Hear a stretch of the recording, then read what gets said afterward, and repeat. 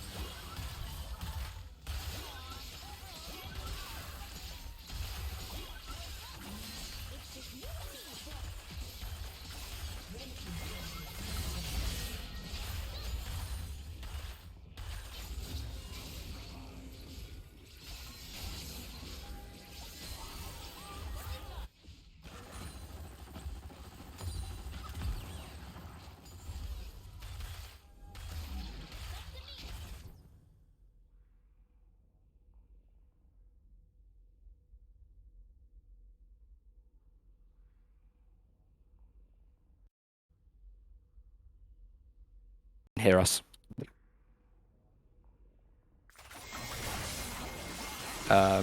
Yeah, I don't think chat can hear us. Hello? Do we have audio? Do we have audio, guys? I think you might be able to hear us now. As I've already said, I'm Enix. I am joined today by Neon. We've just been casting over on twitch.tv/Invul Esports 2, where we saw Invul Lotus pick up a 2-0 over Hydra's Esports. And we're now here to bring you the 2 games of this series. Invul Esports versus X7. How's it going, Neon? How are we feeling about this game right now? I think about this game, we're feeling a little more, let's say, realistic than about the Invul Lotus game that we just saw. We had a pretty decent game, especially from Slice, who just outpaced his opponents left and right. Pinterest not exactly able to do that in the early game so far. Love Hogan has done a pretty good job of keeping the pace up for X7 Ascent, but it wouldn't be Invul Esports if they would just sit back and let the enemy jungle do his thing. We also have Erubin and Rukia having an amazing early game. Rukia, in specifically, has a 40 CS lead over his lane opponent and has done a really great job so far. You have seen in the last team fight, has done a pretty good job of staying alive. Of course, lifesteal from the shield bow and the zoomies help with that a lot. Oh, dodging away from the crescendo. Lovely Zeri play there from Roikia. So yeah, we've just been casting to ourselves for the last 5 minutes then, Neon. That was the thing. Practice. Yeah, yeah. We'll call it warm up. Not that we needed it, obviously, having just come from another best of 2 series. But this one looking to be just as much of a banger. Lightning Crash going to come through, and the final chapter now being read down. Last Breath comes out for the Volley Bear, and his fate is sealed. Shield Bow popped on to the Corki as well, and Aegis picks that one up. The Battle Yuumi finding all of the kills here in the team fights. Rift Herald going to get the crash down, and Invul looking for the Baron. That should be a pretty easy pickup. Yeah, absolutely perfectly played team fight, especially Erubin, who just sets everything up, also sets up the final chapter of Aegis, who can just ult in, has no worries that any of his teammates dies in that specific fight, and Slayer doesn't even need to stay around with Baron. He can just recall early and take on the pressure that Cormac is trying to apply on the bot side of the map.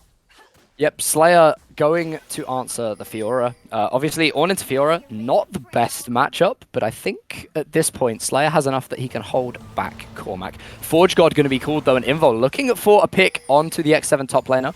Riposte is going to get thrown down, though, and Cormac should be able to get out alive. Slow, not quite going to tag. Yeah, the launch stays in there. I think if the Ultra Shock glides ahead, then Slayer could be in range to actually get Cormac again. And I don't hate Invul looking for that play, though. There is a dragon coming up within the next 60 seconds. However, so maybe the Forge God will not be available for that team fight. If there is to be one, it will be soul point for Invul if they do secure it, giving them the fully completed Cloud Soul. I don't know how you feel about Cloud Soul, Neon, but not the most useful. It's garbage. That's all I have to say about it. The worst part about it is that a single Cloud Drake has given you 12 ultimate ability hits before, which was nice. And now it only gives you a little bit of out-of-combat move speed and slow resistance. Slow resistance not particularly useful in that fight.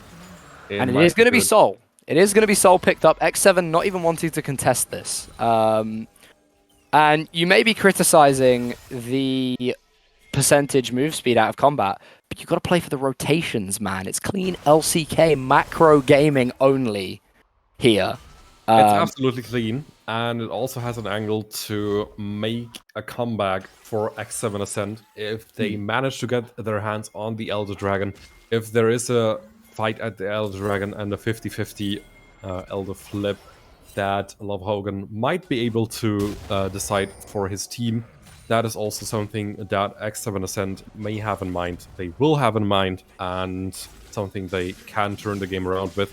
We are seeing mid lane tier 2 getting pressured though. Erubin using that Soul Unbound to just get a few hits in and be able to snap back to reality. And objective bounties now active for the side of X7. And with a champion like Fiora on the Rift, it can be quite easy to pick up a couple of those tower bounties. Erubin keeping that cannon in the mid lane, Baron buffed up, going to be able to secure 2 inner turrets here. The Ultra Struck Laser going to be Valkyried away from by Carniflexen. And yeah, generally just a very, very positive trade for the Invul Esports lineup. I also have to say it's a pretty weird build from Carniflexen in this specific game. He has the Immortal Shield Bow, he's gonna go for the Ascent Reaver. He's gonna go for an auto-attack based build, but he also has a first strike, which doesn't usually scream I wanna auto-attack a lot. I'm surprised about that, but it's still fine.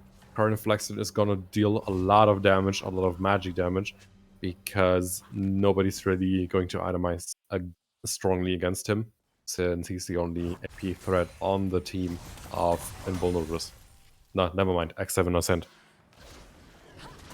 Yeah, we seem to have a little bit of a lull in play right now. All we are waiting on, I imagine, is one of those neutral objectives to respawn. Either the Elder Dragon or the Baron Nashor itself.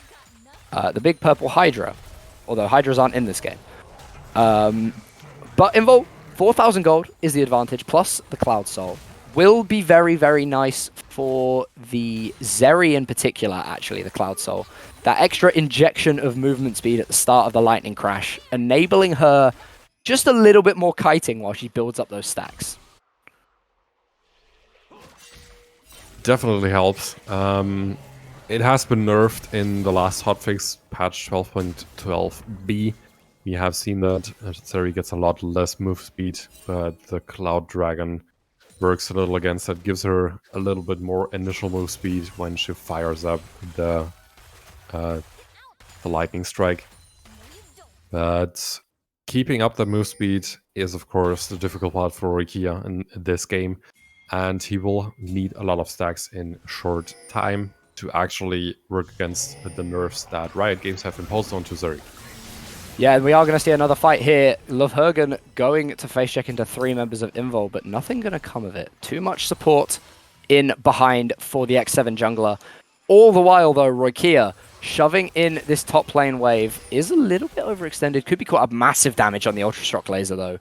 Those crit scaling changes really, really working in Invul's favor here. Oh, and this Lovhergen again caught out a little bit, taking a little bit of damage, knocked up by the Yone, but it is Erubin who the majority of damage is going to go on towards. The sniper shots from Zwiss, though, not going to find their mark, unfortunately, for X7. And now Pinterest with the re-engage. The Lightning Crash comes down. The final chapter is being read. Pinterest's Guardian Angel going to keep him alive as Erubin finds 1, finds 2, and now it's time for Roikia with the cleanse, diving forward, picking up the Volley Bear. Going to be kiting away now at the Fiora with the riposte, but it's a triple kill for the Yone. Slayer flashing forward, and it is a double kill for Roikia. Full house, Zeri's over Yones, and Invul going to take game 1 in this series. It has been an absolutely clean teamfight from Invulnerables. It starts off with Lovhergen overstepping slightly, and it ends with the carries just getting picked up one by one, including Tabi, including Cormac, and Erubin, Roikia, those 2 guys with agates on their back, just destroy everything. That's all there is to say about it. Absolutely dominant victory there for Invul Esports, really capitalizing on any kind of lead that they managed to find. Once they got that soul, once they got ahead, carrying it away to victory, not giving X7 a chance. But definitely a few positives you can look at if you are on the X7 side of things. Definitely so. Especially Lovhergen's early game has helped get the team into the game, has helped them really pick things up, make it difficult for Invul, and it's a start to the game that you can capitalize on if you manage to get it carried into the mid game and into the later stages of the game, which of course at this time hasn't really happened, which has been down to the efforts of Ruben and Roikia in the early and mid game not to fall behind, not to give up any resources that you don't have to give up. Yeah, incredibly well played, and it will be an interesting game too. For multiple reasons. One of the main ones being we will be able to see if X7 can bounce back. But it also is going to be an interesting one because the dream scenario, Neon, of the Invul 4.0 is still alive. Now, I don't want to put any pressure on anyone, but there is a possibility here. Yeah, I mean, I also don't want to overdose on hopium just yet. But the first game of Invul has looked good. They are tied on wins with half the field now, including X7 Ascent. And that's a really good moral boost that should help them get their best in game 2 as well. And should get the split started for Invul in style. Yeah, I think we are going to jump to a quick break now, though, ladies and gentlemen. So if you are getting hungry, if you are getting thirsty, go grab yourself some snacks, go grab yourself some drinks. You're not going to want to miss game 2, though. It is poised to be a banger. So we are going to cut to a short break, and we will see you all on the other side.